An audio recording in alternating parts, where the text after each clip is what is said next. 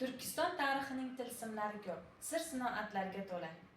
Turkiston tarixining tilsimlari ko'p, sir-sinoatlarga to'la. Qadim tariximizda yuzlab buyuk davlat arboblari, harbiy sarkardalar, allomalar va shoirlar o'tgan.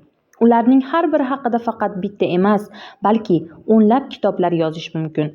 Afsuski, hozirgacha biz Turon timsollari, Turkistonning alp siymolari, teran tomirlarimiz haqida o'zbek xalqi va kitobxonlarimizga yetarli darajada ma'lumot bera olmadik.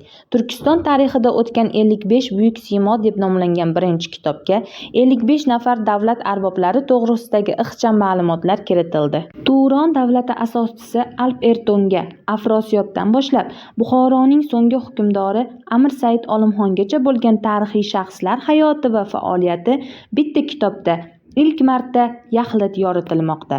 Kitobdan o'rin olgan davlat arboblarining dunyoga kelishi va tarix sahnasiga chiqishi, yurt mustaqilligi va siyosiy hokimiyat uchun murosasiz kurashi, yangi turkiy sulolalar va davlatlarga asos solib, jahon tarixida ulkan saltanatlar qurganligi, jasurligi va mardligi, ulkan zafarlari, shuningdek, tashqi dushmanlar xuruji, ichki nizolar hamda turli xiyonat va sotqinliklar natijasida butun davlatlarning xarob bo'lishi va tanazzuli, yuz minglab va millionlab insonlar taqdiri va fojiasi ko'rsatilgan.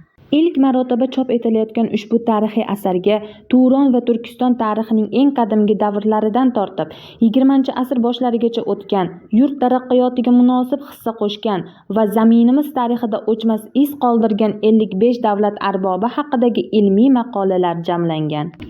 Kitobga kiritilgan tarixiy maqolalar dalillarga boyligi va yengil o'qilishi bilan kishini o'ziga rom etadi.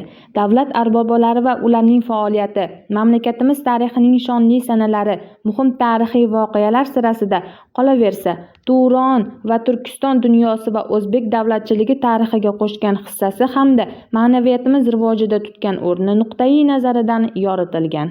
Mazkur kitob Turkiston va O'zbekiston tarixi hamda mashhur davlat arboblari va tarixiy siymolari faoliyati bilan qiziquvchi barcha o'quvchilar uchun ma'qul bo'ladi degan umiddamiz.